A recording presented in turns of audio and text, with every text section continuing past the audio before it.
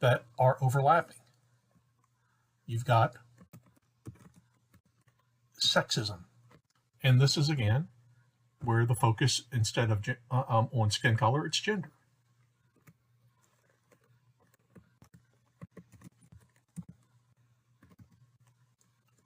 There's nativism. And in this case, the focus is on place of birth, point of origin. Okay? And then these aren't isms, but they're overlapping. There's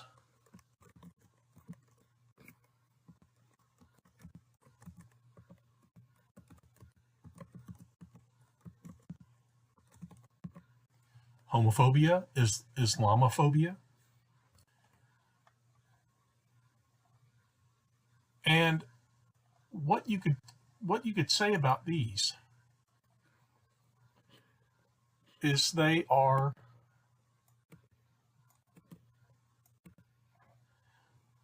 extensions of the same attitude that characterizes a malignant racist.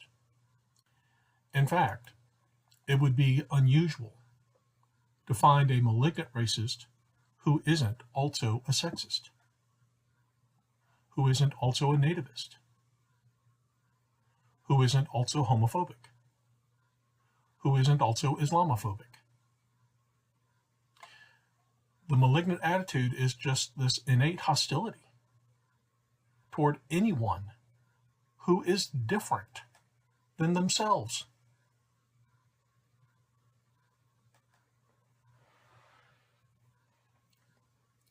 And malignant racism is a product of institutional racism. Because we've had such a long period of our history where the laws have been, there are many laws that have specifically been written to give advantages to white Americans simply because of their skin color. And at the same time, to deny those advantages and those opportunities to people of color, to women, simply because they are women, because they are people of color.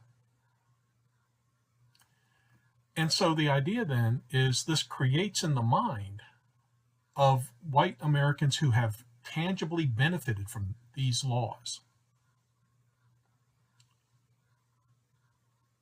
a feeling, a perception of their superiority.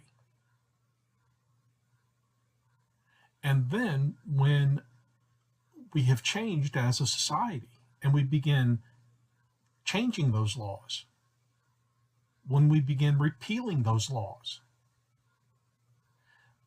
that is what ignites the malignancy. Because from their perspective, they see these changes as a loss of status,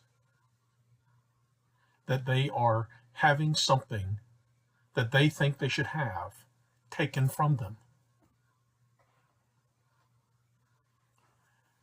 that they believe, they feel like they're being forced to change when they shouldn't have to.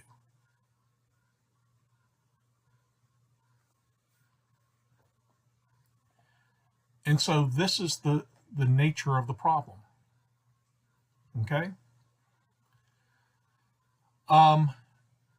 And again, only having honest conversations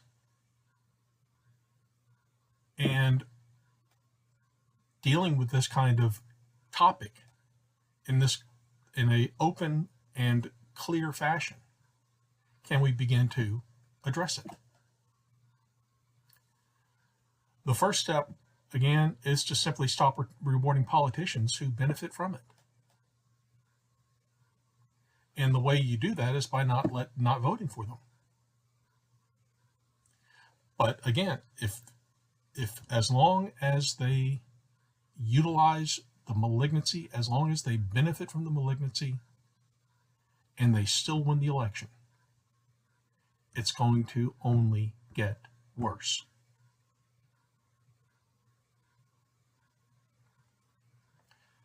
Now, the idea, though, is and again, like I said, benign racism has a it has a much longer history than malignant racism. Because, like I said, benign racism is a product of lack of experience, lack of exposure, lack of understanding.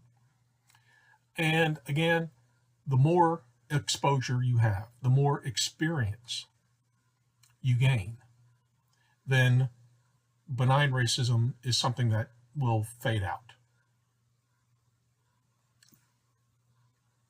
Malignant racism, interestingly enough, does not really begin in any substantial, perceptible way until the end of slavery. You find, for example,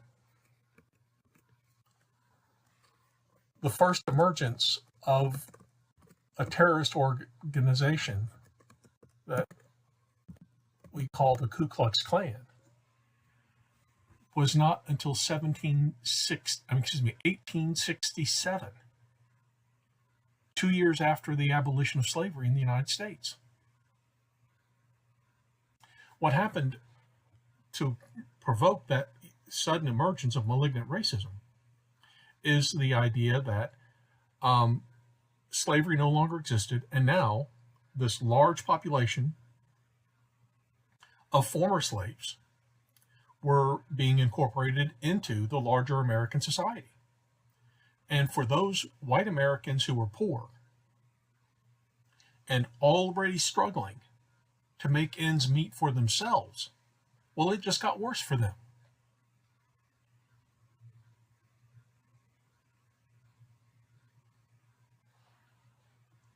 Because now they're competing against this large population of predominantly poor African Americans for the same jobs.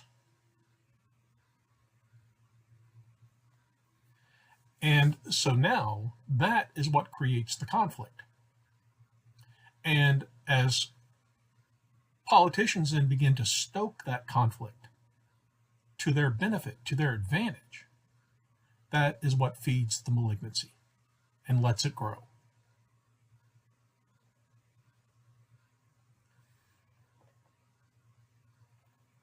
And again, only by understanding a subject like racism on this degree, on this level, can we begin to make a difference.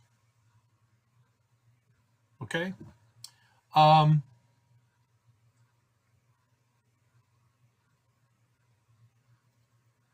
What we're going to talk about next is this concludes our focus on racism, but the issues will come back in our discussion over the issue of slavery, which is what we'll focus on next. Okay? So that'll be it for now.